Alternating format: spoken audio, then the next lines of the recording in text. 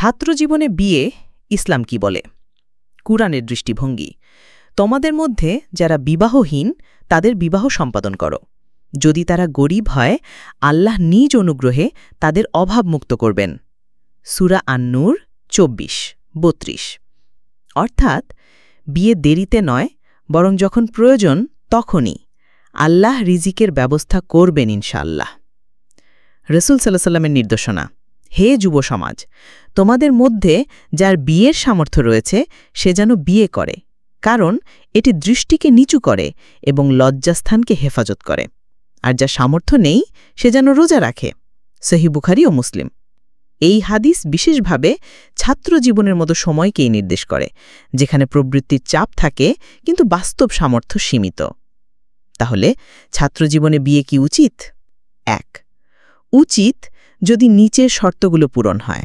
পড়াশোনায় মনোযোগ থাকবে, মানসিক পরিপক্কতা আছে, বিয়ের পর দায়িত্ব নেওয়ার প্রস্তুতি এবং অন্তত সামান্য উপার্জন ক্ষমতা, অভিভাবক ও পরিবারের সম্মতি, বিয়েকে ইসলামী দৃষ্টিতে দেখার মানসিকতা। উচিত নয় যদি বিয়ে শুধু আবেগ বা প্রেমের কারণে করতে চায়, দিনের চেয়ে দুনিয়ার চিন্তা বেশি, দায়িত্ব নিতে অনাগ্রহ, পরিবার সম্পূর্ণভাবে বিপক্ষে, পড়াশোনায় বড় ক্ষতি হতে পারে। বাস্তব শিক্ষা। ছাত্রজীবনে বিয়ে করলে অনেক সময় জীবন স্থিতিশীল হয়, হারাম সম্পর্ক থেকে আত্মরক্ষা করা যায়। তবে ভুলভাবে করলে সংসার, শিক্ষা এবং জীবন তিনটিই ক্ষতিগ্রস্ত হয়। ইসলাম চায় হারাম থেকে বাঁচতে সঠিক সময়ে বিয়ে করো। তোমার প্রস্তুতি, নিয়াত ও আত্মনিয়ন্ত্রণ দেখো।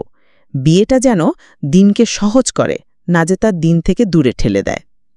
তাই ছাত্রজীবনে বিয়ে সঠিক পরিকল্পনায় এবং দ্বীনী দৃষ্টিভঙ্গিতে করলে এটি বরকতময়, কিন্তু আবেগ, গোপনীয়তা বা দায়িত্বহীনতার কারণে করলে তা গুনাহ ও দুঃখের কারণ হতে পারে।